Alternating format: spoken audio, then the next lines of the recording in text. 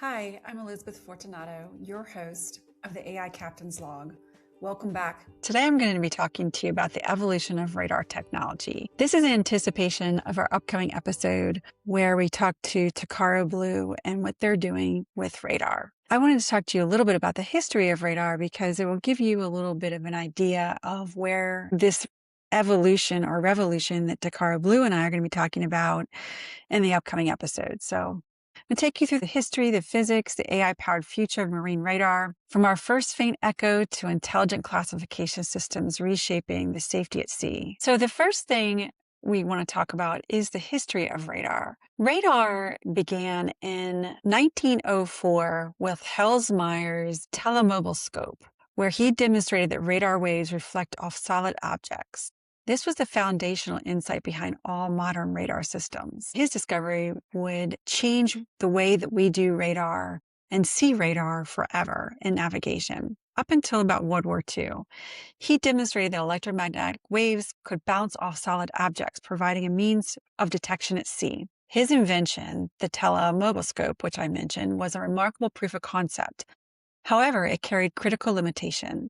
It could confirm the presence of an object, but could not determine its distance. This gap between the detection and the ranging would define the next generation of radar innovation. Let's think about the way radar operates. The next innovation came from unlocking ranging. That was measuring the distance, not just the presence of something. So it was the introduction of the pulse principle. By editing a short burst of electromagnetic energy and precisely measuring the time the echo took to return, engineers could calculate the exact distance of any reflective object. It would transmit a pulse, await the echo, and then measure the time it took to return. This would give us the cornerstone of what we used in World War II for the development of radar, when the stakes of detection couldn't have been higher. The physics were simple, but the engineering to execute it reliably was anything but. During World War II, we had the cavity magnetron. It was a revolutionary device enabling a high-frequency microwave signal,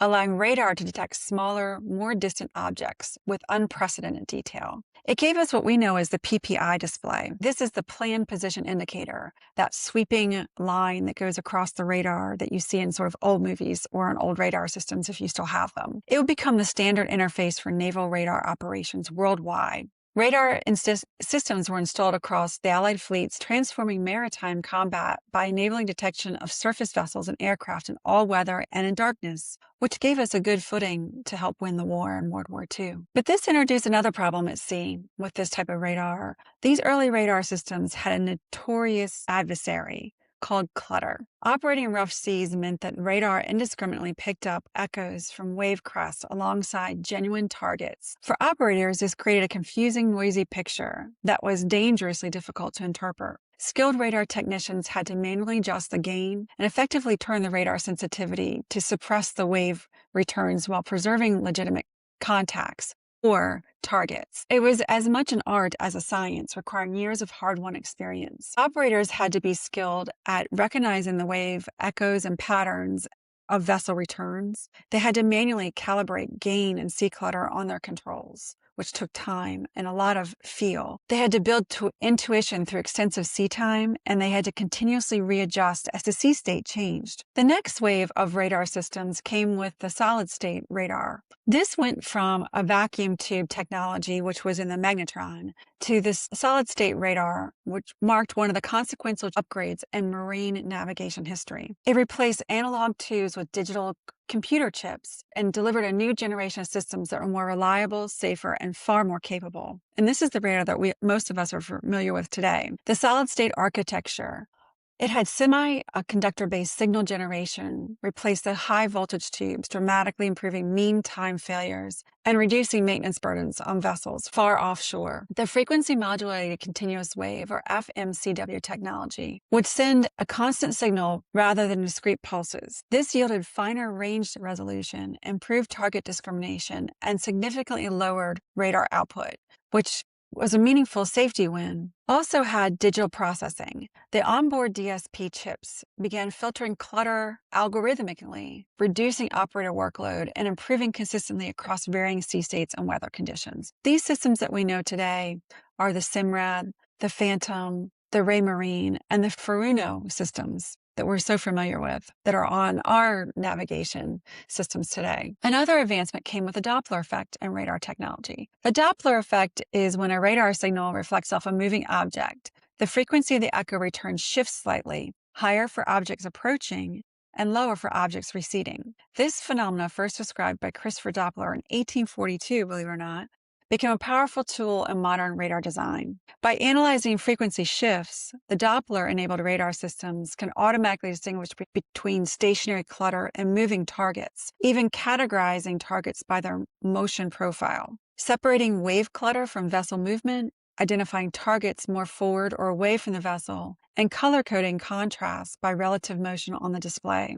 This improved situational awareness in congested waterways and also gave us the ability to be able to understand from a color perspective on our radar displays if a ship or a vessel was approaching or moving away from us. The next rise is actually, in leaps and bounds, is AI and machine learning and radar. This transformative chapter in radar evolution is being written down right now. It's where we are today and what we're going to be talking to Takara Blue about. Artificial intelligence and machine learning are pushing radar beyond detection into genuine understanding. The ability to classify what a contact actually is, not just where it is, and not just whether it's moving away from us or moving towards us. AI-powered radar applies machine learning models to analyze shape, behavior, and movement, automatically classifying objects as vessels, buoy, debris, or marine life. This is done through intelligence. You present the machine with multiple thousands and millions of pictures of what an image is and defining it for the machine. And the machine actually becomes very, very smart at doing this. And what becomes actionable intelligence? The result is labeled categorization and contacts instead of anonymous blips,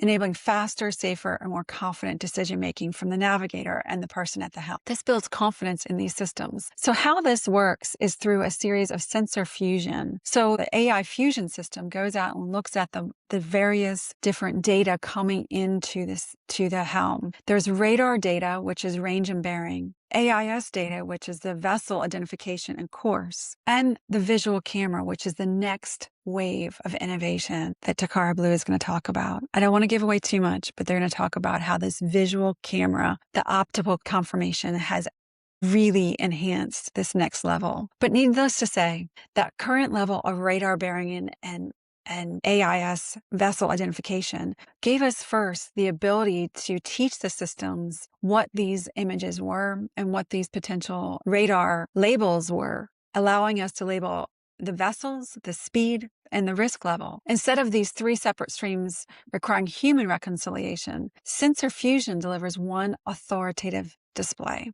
Mariners see clear, labeled icons representing real-world objects, replacing uncertain blips with actionable intelligence that improves collision avoidance and situational awareness in all conditions. So what does that latest advancement look like at the Apollo core, Takara Blue's latest advancement in radar? It's taking integrated ML and adding in the camera to this. Apollo core adds real-time object detection, and we'll talk about this more in the upcoming podcast. It adds classification and tracking capabilities to leading marine PTZ cameras, improving boater situational awareness and safety on the water. These API features support the development of engaging user displays, collision alerting, and automatic maneuvering to avoid dangerous situations and the next generation autopilots.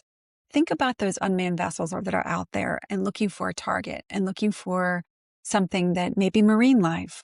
They're able to use these cameras to be able to determine whether or not that target is something of a threat and whether or not it's just marine life that they're looking at. So where does that lead us? So from 1904 to the first radar echo demonstrated by Holzmeier to up to today with AI classification and sensor fusion, we usher in a true era of understanding and radar innovation. So I hope you enjoyed this short history and recap of what radar was and what it can be in our future. And I look forward to talking to you soon. Thanks for joining me for this short episode of the AI Captain's Log. Thank you for listening to another episode of the AI Captain's Log. You can find me on YouTube, Apple Podcast, Pocket Cast, and Spotify. And if you find me on YouTube, please be sure to subscribe. Thanks so much and happy boating.